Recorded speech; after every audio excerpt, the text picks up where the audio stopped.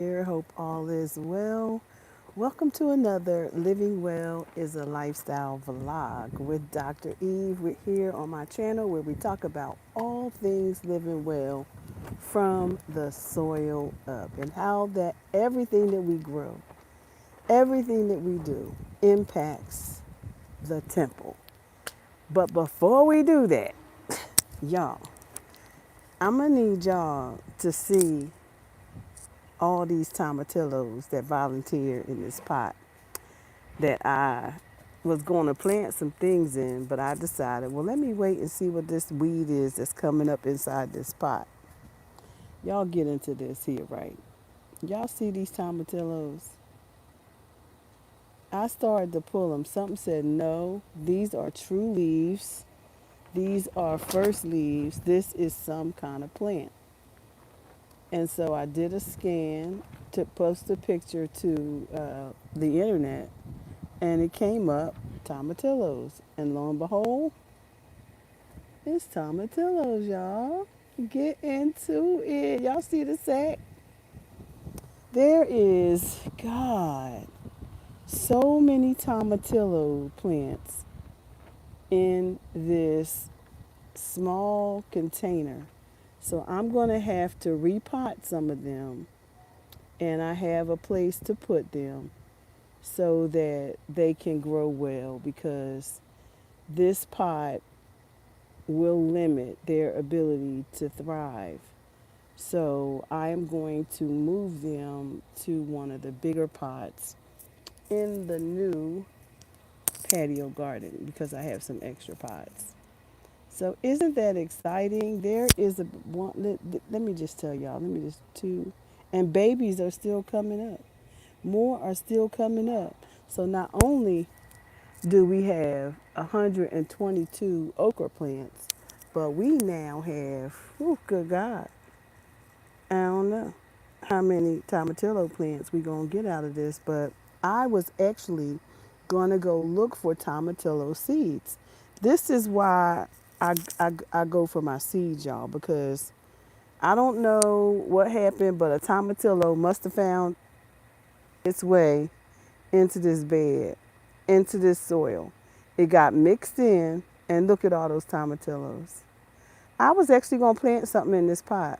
I was preparing the soil, and I guess I prepared the soil well, because every single tomatillo seed that was in there came up, and they're still coming up. Isn't that awesome, y'all? Isn't that just awesome? Anyway, y'all, that's what I'm gonna do to those. I'm gonna put them on the patio garden where the okras are. I got 122 newly potted okra. They're looking so good. They are. I mean, they outranking these babies over here that's in this bed.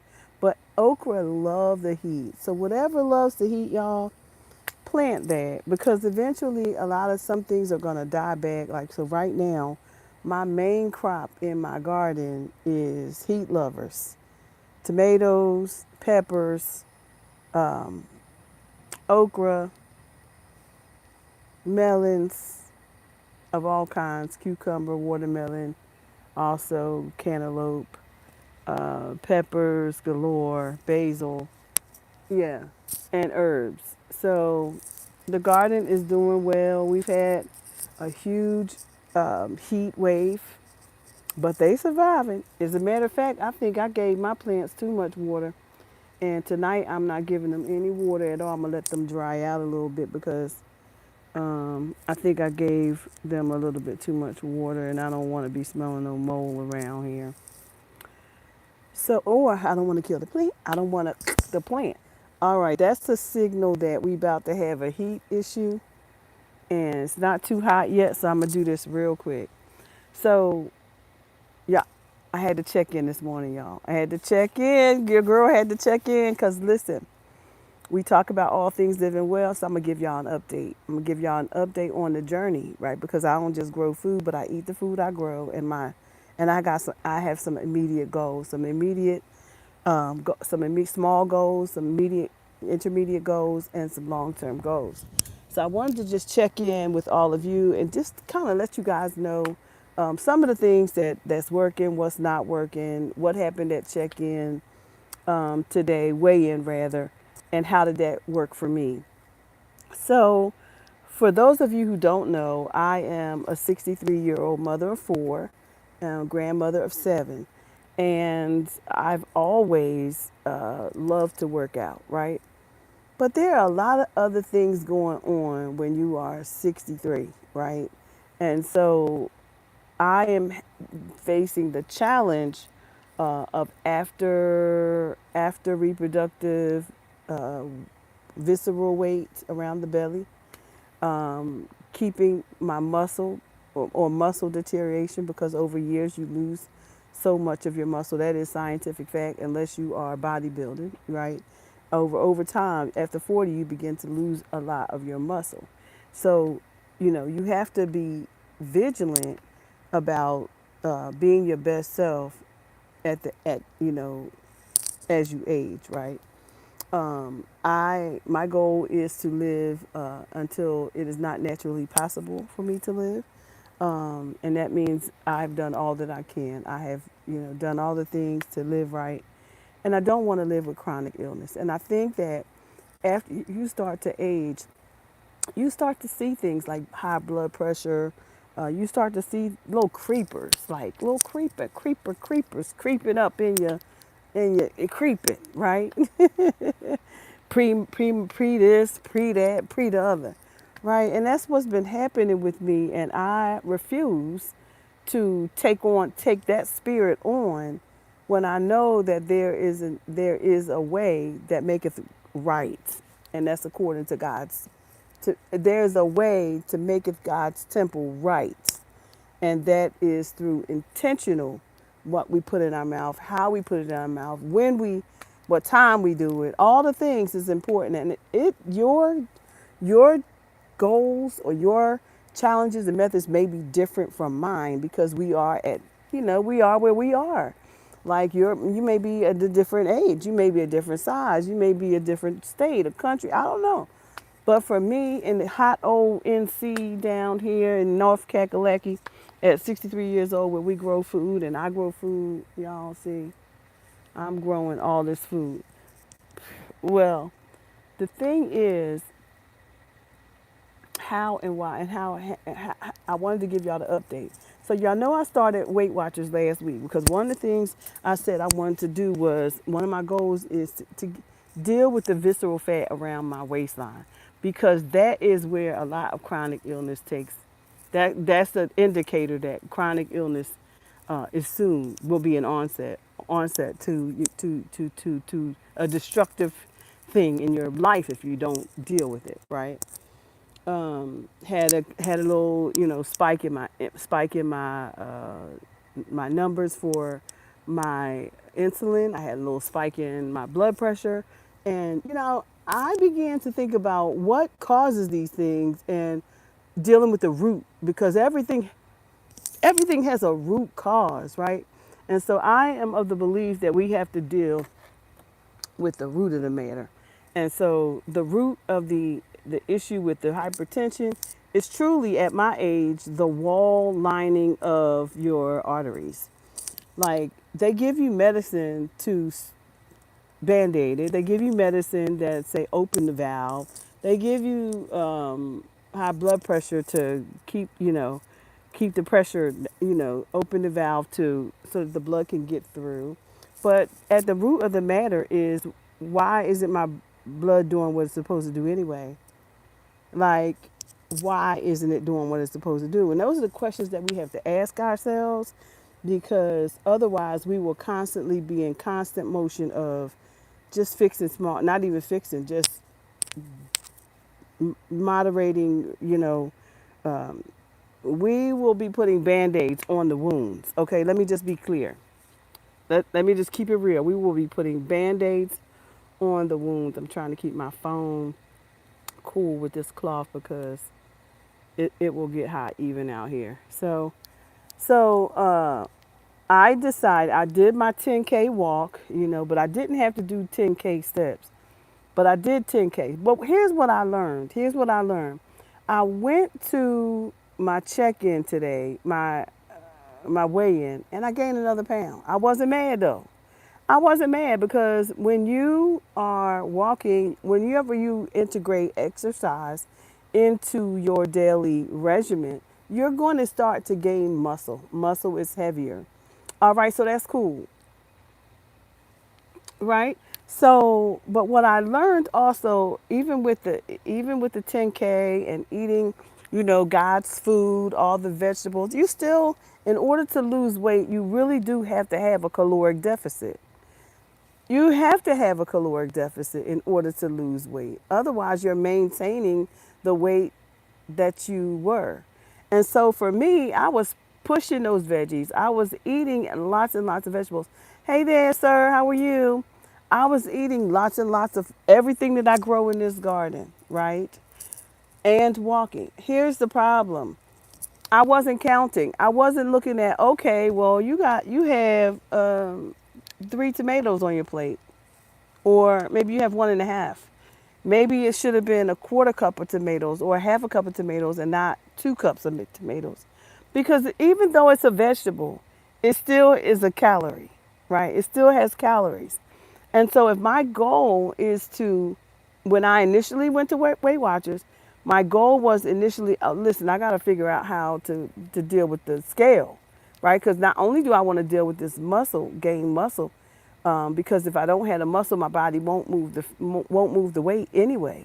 Then I need to figure out how to do this. Now, while they don't count calories in Weight Watchers, what I learned is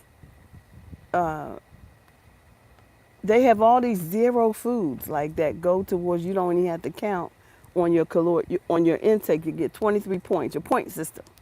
But what I learned in the point system is that I still got to count my calories, because I need to count the calories, because I am eating very healthy, but I am eating too many of the healthy things too. I am eating too many of the healthy things, because that means that my calorie count is high and my goal is to lose weight. So not just that, now my first goal is to live. My first goal is to minimize chronic illness. Very first thing, minimize any chance of chronic illness. I am on the way. Y'all know I had an issue with the hypertensive event. My blood pressure last week was 135 over, I want 65, 135 over 65, which wasn't bad, but we want to get it down below 120. I really want to get to below 120. Then we had the issue with insulin spike or testing, just being preventive. Me, I am a prevention girl. I don't want to die from nothing that I can prevent. So if diabetes can be prevented, how do I do that? How do I do that? But by first understanding my body and how it gets there. What causes diabetes? What organ impacts that? Your pancreas. Is your pancreas able to process that insulin? Is it processing it? It's all about the insulin. So, because I am interested in the minimizing chronic illness as my first goal, I needed to get my numbers down. Got my numbers down, y'all. Met that goal and did my 10K steps. 10K steps, eating well, minimize my numbers. So I'm on to a new goal. The new goal is implement something additional to your training, okay? Even though I gained a pound, I'm not worried about it, because I know that I put on some muscles and I know I feel great. And that is the most important thing, is feel, or how you feeling. How are you feeling when you gain that pound? Like, I know that was coming, right? So, okay, I've gained that pound. I feel great. I feel like I lost some inches. And I feel so in my pants. I feel it because everything's loose, right? And that's good. So what are we going to do this week? This week, instead of just eating all those veggies, is no matter thinking about what it is, I'm going to calorie count. I am going to calorie count, and I am going to weigh my food. So we're going on a journey today to get me a scale because I need to weigh my food. I need to use my portion cup. I need my measuring spoons, all the things, because if you don't, then you won't have any idea what you are consuming or what your calorie counts. In order for to lose weight, you have to create a deficit.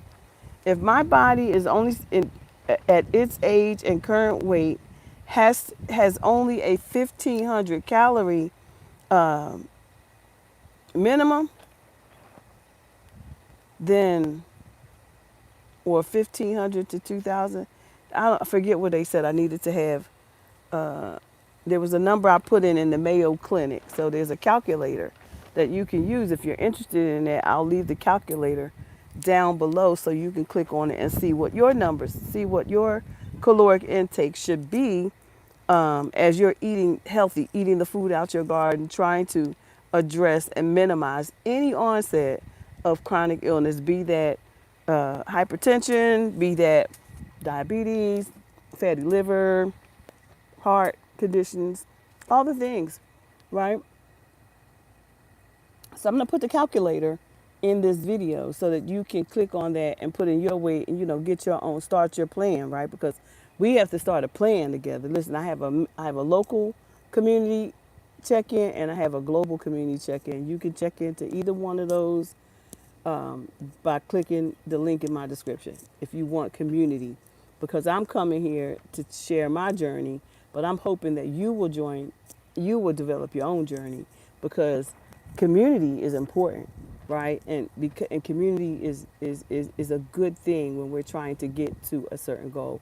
And for me, it's to minimize chronic conditions as we get older. We have to prepare ourselves for anything, for whatever may occur in the days to come. We have to create the best version of ourselves. Are you currently the best version of yourself? And if not, let's learn how to plan that. Let's learn how to plan that through the research I'm going to provide, through my journey that I'm going to go on, by also knowing your own numbers. We have to be intentional about our lives, because the enemy comes to snuff you out, right? People who die from hypertension die prematurely. People who die from diabetes die prematurely. People who die from cancer die prematurely. People who die from any of this stuff is prematurely, because that's not God. That's not what God said about us. I'm just going to be clear about that. That's not what he said about us. So what legal rights did we give the enemy to infiltrate our bodies? We got to be clear about that. He will infiltrate your body if you let him. And a lot of times we do, through what? Food. Okay? Just that simple. All right.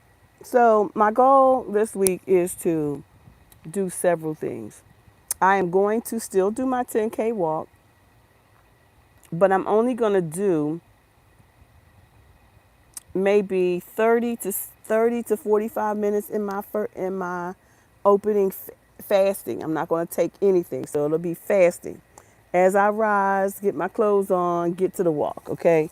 Because that's the biggest part of the walk, because I break it up in portions throughout the day.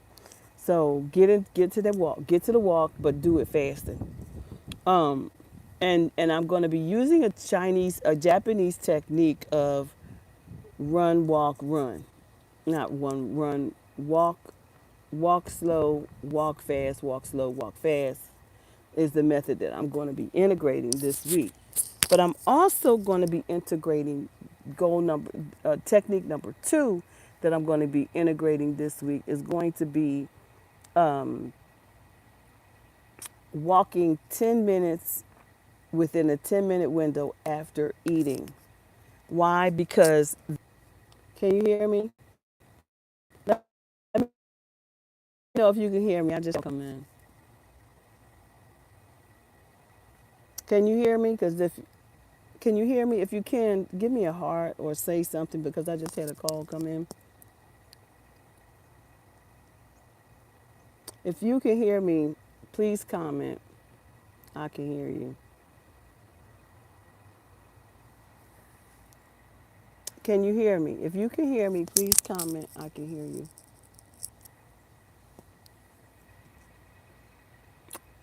If you can hear me, please comment. I can hear you.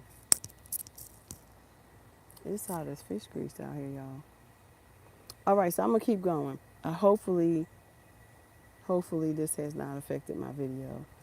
So then the next technique I'm going to be integrating is walking 10 minutes after every meal.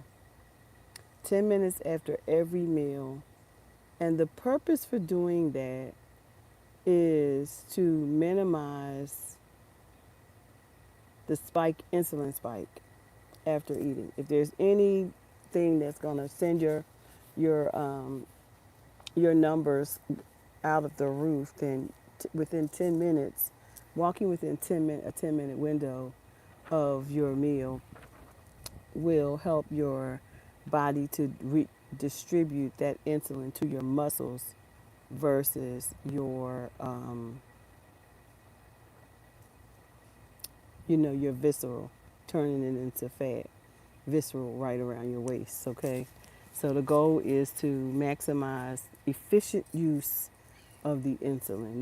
That's what I was really trying to say. Efficient use of the insulin. So that's two goals that I'm going to be implementing, and the third one is I'm going to count them calories. I got to create this deficit, okay? So that's the update that I have, y'all. I'm excited. I hope that you are to do something and join a community where you can set and learn, get the research, develop your own plan and strategy for living your life better. Because living well truly is a lifestyle that we get to cultivate ourselves, but everybody's story is different. So I'm Dr. Eve, y'all. I'm excited to be on this journey with so many of you. I hope that you enjoyed the video. I have got to go. I promised myself I wouldn't stay long. It's very hot out here. So we have to keep the phone well. We have to keep the temperature hitting the phone. That would make the phone go out. So I love you all with the love of Christ. Peace and blessings to you all.